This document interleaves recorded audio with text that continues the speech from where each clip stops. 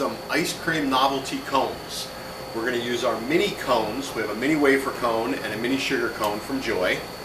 Okay, and we're going to take our vanilla ice cream. Now these are only going to get about an ounce of ice cream on them. We're going to take them, make sure your tray is cold and sanitized. So we sanitize our tray and then put it right in the freezer.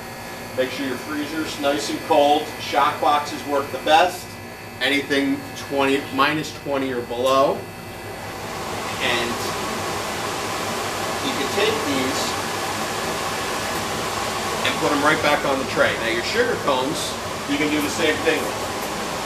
You're just going to take a little bit of ice cream. Now you can do any flavor you want. Today we're doing vanilla and chocolate. We also have a birthday cake and a mint that we can do.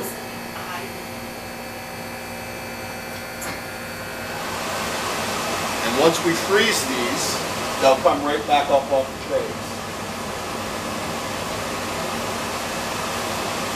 Okay, so we took our ice cream cones, we froze them overnight, so they're nice and cold, and now we're going to dip them. This one's in birthday cake. And then once we dip them, we're going to throw them back in the freezer for a few minutes. You can dip them in chocolate.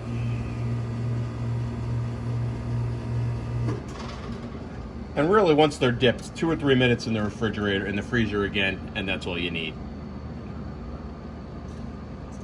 Our cones are all frozen now. We put them back in to freeze up the chocolate. Now we're going to take them and put them into our novelty box. So you'll see that you can fit 6 cones very easily in one of the novelty boxes.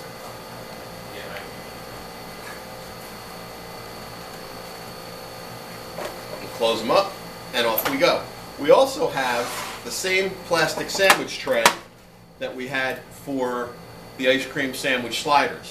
These are great because you can put a few cones in these too if you wanted to put 3, 4, 5. That's about all that really will fit. But again, it's a clear plastic, it's another option, and they display nicely in your cakes.